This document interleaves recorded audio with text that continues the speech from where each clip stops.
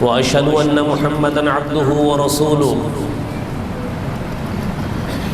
يا أيها الذين آمنوا اتقوا الله حق تقاته ولا تموتن إلا وأنتم مسلمون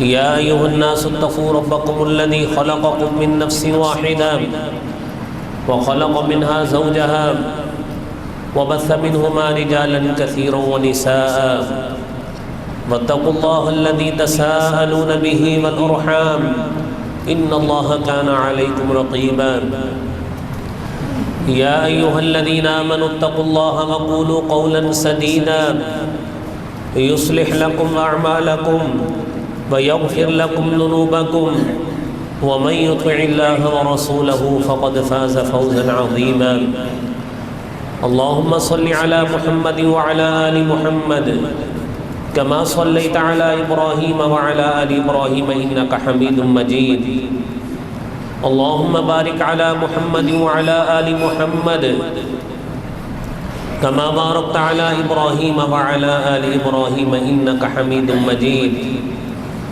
رب اشرح لي صدري ويسر لي أمري واحلل عقدة من لساني يفقهوا قولي رب زدني علما سبحانك لا علم لنا إلا ما علمتنا إنك أنت العليم الحكيم أما بعد إن أحسن الكلام كلام الله وأحسن الهدي هدي محمد صلى الله عليه وسلم وشر الأمور محدثاتها وكل محدثة بدعة وكل بدعة ضلالة الضلالة في النار أعوذ بالله السميع العليم من الشيطان الرجيم بسم الله الرحمن الرحيم يا أيها الذين آمنوا كتب عليكم الصيام كما كتب على الذين من قبلكم لعلكم تتقون صدق اللہ العظیم۔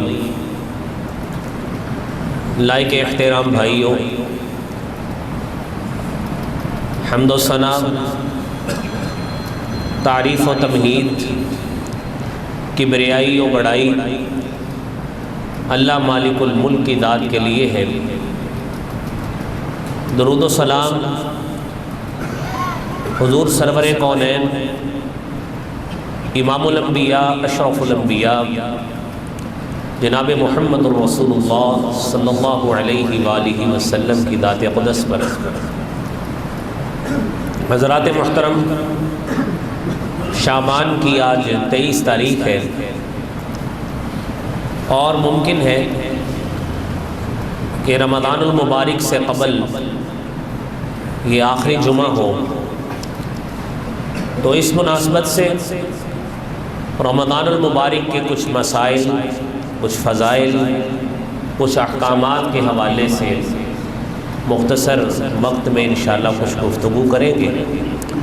اللہ احکم الحاکمین ہم تمام لوگوں کو رمضان المبارک کی سعادتیں، برکتیں، فضیلتیں اور رحمتیں سمیٹنے کی توفیق عطا فرمائے۔ حضرات محترم، رمضان المبارک کا مہینہ ایسا مہینہ ہے جو اسلامی قمری کیلنڈر کا 9واں مہینہ ہے، اور اس کے بعد دیگر ماہ ان کی اپنی اپنی فضیلت اور کچھ احکام ہیں، کیونکہ ذی الحج بھی اس کے بعد آتا ہے۔ رمضان المبارک اس مہینے کی مناسبت سے اللہ احکم الحاکمین نے ہم مومنوں کو حکم یہ دیا ہے کہ کتب علیکم الصیام، تمہارے اوپر روزے فرض کیے گئے ہیں، کما کتب علی الذین من قبلکم، جس طرح کہ تم سے پہلے لوگوں پہ کیے گئے تھے، لعلکم تتقون، تاکہ تم پرہیزگار، تقوی والے، متقی انسان بن جاؤ۔ حضرات محترم، روزہ بھی دیگر عبادات کی طرح ایک عبادت ہے۔ نماز ہماری بدنی عبادت ہے، زکوٰۃ ہماری مالی عبادت ہے، روزہ ہماری بدنی عبادت ہے، بدن کے ساتھ اس کا تعلق ہے، جسم کے ساتھ اس کا تعلق ہے، جبکہ حج وہ بدنی عبادت بھی ہے، مالی عبادت بھی ہے۔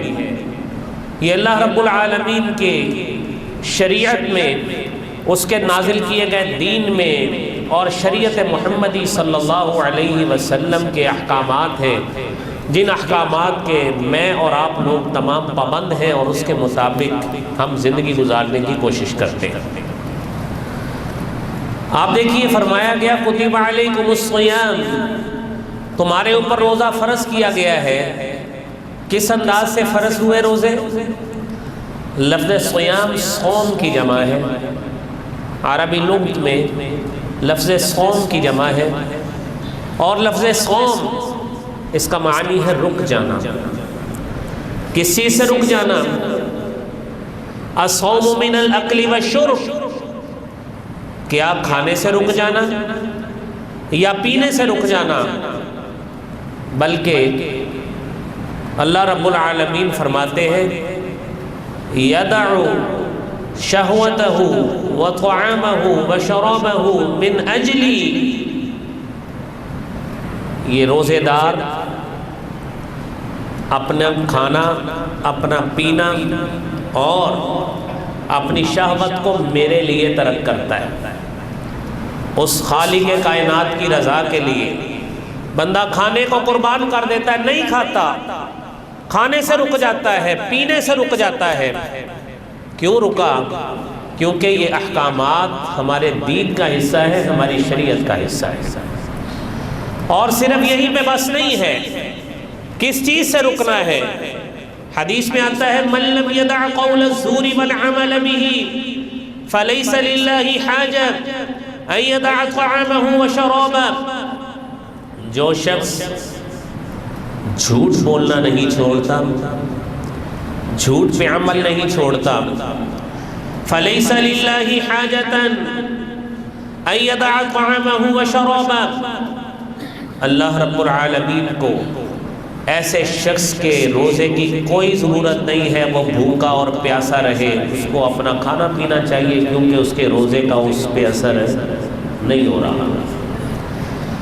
جب ہم نے لفظ صوم جس بنا پہ روزہ رکھا ہے، جس بنا پہ ہم نے اس روزے کے حکم کو اپنے اوپر نافذ کیا ہے، میرے محترم بھائیوں، جہاں پہ کھانے سے رکنا ہے، پینے سے رکنا ہے، شہوت سے رکنا ہے، وہاں پہ اپنی زبان سے فاؤل لینگویجز اور غیبت، چغلی، گالی گلوچ، جھوٹ اور ایسے فرسودہ کلمات جو حدیث میں آتا ہے ان اللہ تعالی یبغض الفاحش البذیء، اللہ تعالی فحش گو کو بھی ناپسند کرتے ہیں، اللہ تعالیٰ اس سے نفرت کرتے ہیں، اور وہ شخص جو بیہودہ کلام کرتا ہے اللہ اس سے بھی نفرت کرتے ہیں۔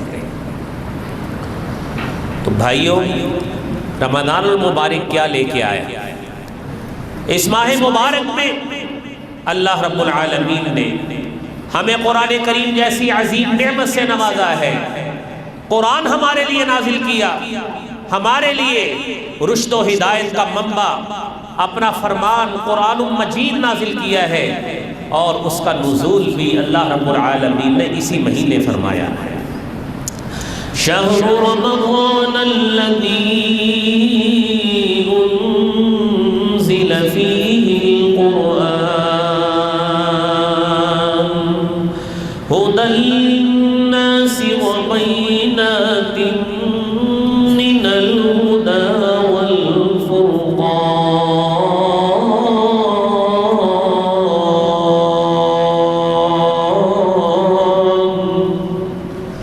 رمضان کا مہینہ وہ مہینہ ہے الذی انزل فیہ القرآن، قرآن نازل ہوا، انا انزلناہ فی لیلۃ القدر، ہم نے اس قرآن کو لیلۃ القدر میں نازل کیا۔ کون سی لیلۃ القدر؟ لیلۃ القدر خیر من الف شہر، وہ رات جس رات کو 1000 مہینوں سے بہتر رات قرار دیا گیا ہے۔ اور پھر سورہ دخان میں اللہ رب العالمین فرماتے ہیں إنا أنزلناه في ليلة مباركة إنا كنا منذرين.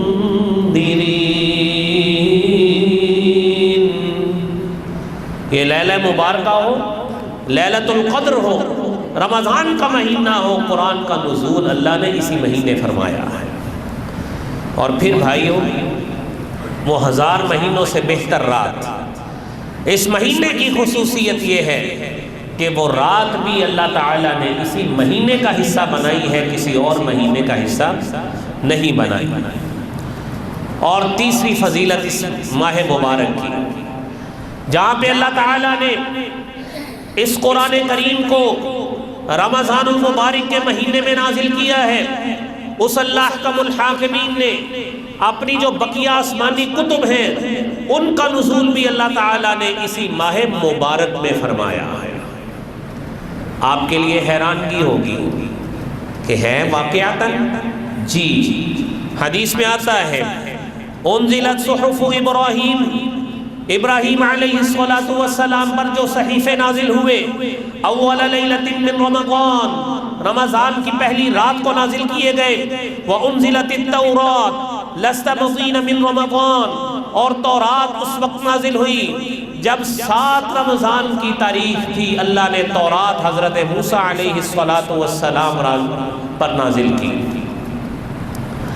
انزلت التوراۃ لست مضین من رمضان، 7 رمضان.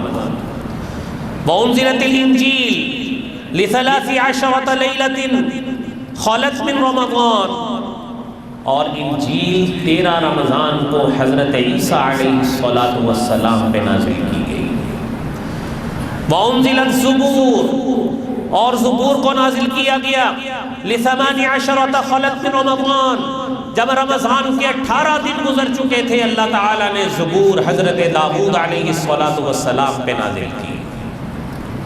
میرے محترم بھائیوں، وانزل القرآن ل24 خلت من رمضان، اللہ تعالیٰ نے جب قرآن نازل کیا ہے تو 24 دن گزر چکے تھے، 25ویں رات تھی جسے لیلۃ القدر کہا جاتا ہے، اس رات کو اللہ نے قرآن نازل فرمایا ہے. تو میرے محترم بھائیوں، رمضان المبارک کی فضیلت اس اعتبار سے بھی بڑی اہمیت کی حامل ہے. اور پھر اگلی بات، یہ قرآن کریم جس کو لیلۃ القدر میں لوح محفوظ سے آسمان دنیا پر نازل کیا گیا، اِنَّا أَنزَلْنَاهُ فِي لَيْلَةِ الْقَدْرِ، لوح محفوظ جس کے بارے میں قرآن کہتا ہے لَا يَمَسُّهُ إِلَّا الْمُطَهَّرُونَ تَنزِيلٌ مِّن رَّبِّ الْعَالَمِينَ.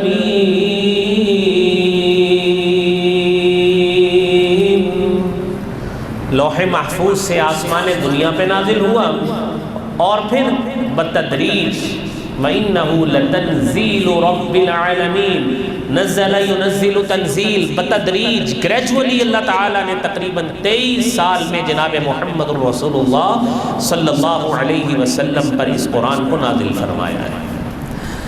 اور پھر اگلی بات سنیے، یہ وہ بابرکت مہینہ ہے جس مہینے کے حوالے سے رسالت مآب صلی اللہ علیہ وآلہ وسلم نے فرمایا اذا كانت اول لیلۃ من رمضان، جب رمضان کا آغاز ہوتا ہے، پہلی رات ہوتی ہے، تو اللہ رب العالمین کی رحمت جوش میں آتی ہے.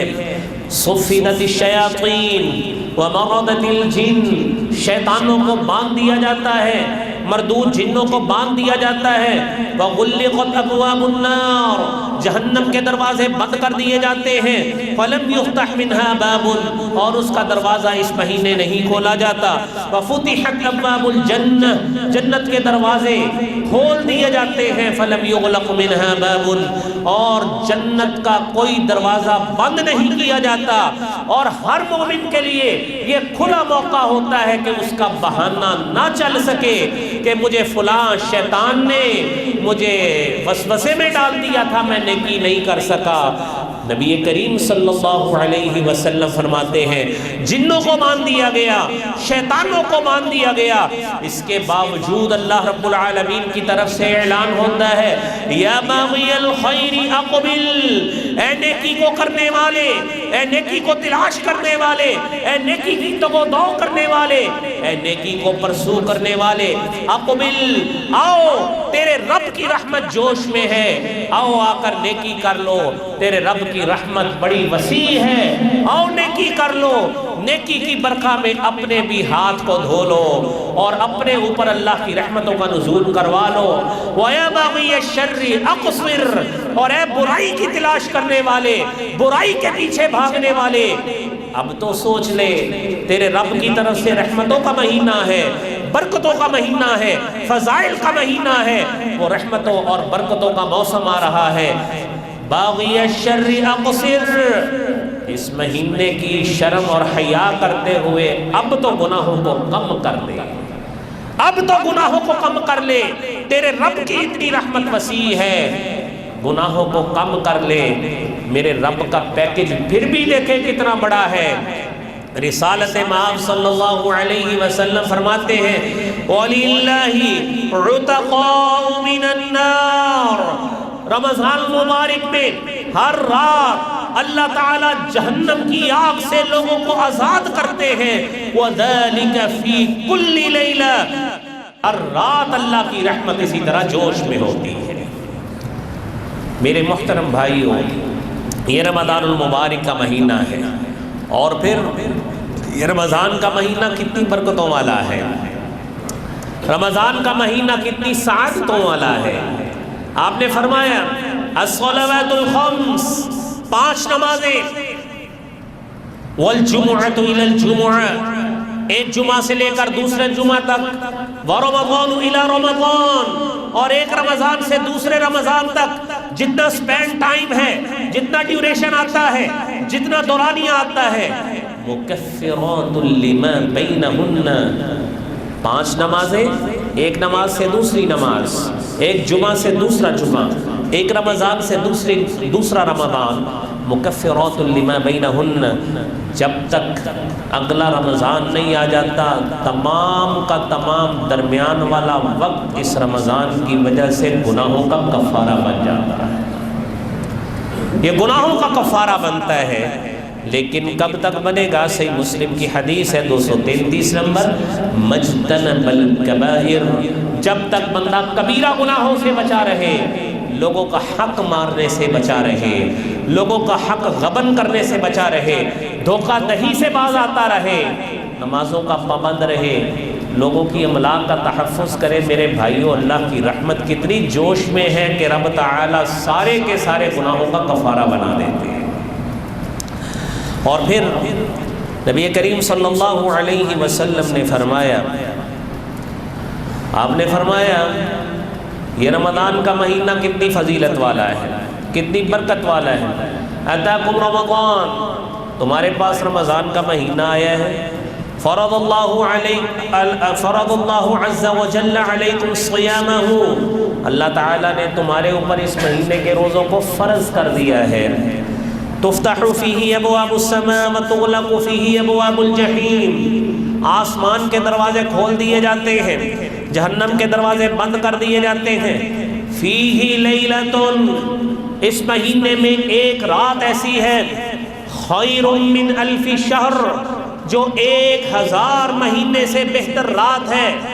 آپ نے فرمایا من حرم خیرھا، جو اس کی خیر سے محروم کر دیا گیا، جس نے اپنے آپ کو اس رات کی تلاش میں نہ لگایا، اس کی خیر اور بھلائی کو تلاش نہ کیا، فقد حرم، وہ بڑا محروم ہو گیا، بڑے رحمت سے وہ محروم ہو گیا۔ میرے بھائیوں، آج کل تو بھائیوں معاملات ہی ایسے ہیں، بازاروں میں کام نہیں ہے، مارکیٹس بند ہیں، گھروں میں ہم ایک دوسرے کو بتاتے ہیں دیکھیے حالات یوں ہیں کاروبار کوئی نہیں ہے، گھر میں پڑے پڑے نہ ہم تھک جاتے ہیں، جسم درد کرنے لگ جاتا ہے۔ صبح کو 11 بجے اٹھ کر ناشتہ کرتے ہیں تو سارا دن اللہ کی رحمتیں ماشاءاللہ کھاتے رہتے ہیں، پھر بھی کہتے ہیں کم نہیں کوئی بھی ہے۔ اس میں کوئی شک نہیں ہے، حالات کی تنگی ہے، لیکن آپ غور کیجئے، سوچئے کہ اس مالک کا کتنا فضل ہے کہ ہمیں وہ پھر بھی کھلا کے سلاتا ہے۔ راتوں کو میں نے پچھلے جمعے بھی عرض کیا تھا، تہجد کی عادت ڈالیے۔ جو کام کرنے والا ہے، جو نبی صلی اللہ علیہ وسلم نے 3 دن جماعت کے ساتھ تہجد کی نماز 3 دن، اس کو ہم صلاۃ التراویح کہتے ہیں، آپ علیہ الصلاۃ والسلام نے، آپ صلی اللہ علیہ وسلم نے 3 دن اس نماز کی جماعت کروائی ہے۔ 23، 25 اور 27ویں رات۔ پہلی رات آپ نے ابتدائی وقت میں پڑھی، دوسری میں مڈ نائٹ میں پڑھی، تیسری رات آپ نے رات کے آخر میں پڑھی۔ صحابی بیان فرماتے ہیں کہ ہمیں خدشہ لاحق ہوا کہ کہیں ہماری سحری ہی نہ رہ جائے، اتنی لیٹ آپ نے نماز پڑھائی۔ مطلب یہ ہے کہ ساری رات ہمارے لیے موجود ہے اس مہینے میں، ویسے بھی سارا سال ہی تہجد پڑھنی چاہیے، کم از کم اس مہینے میں اس کی عادت ڈالنے کے لیے کہ ہم نے رات کو قیام کرنا ہے۔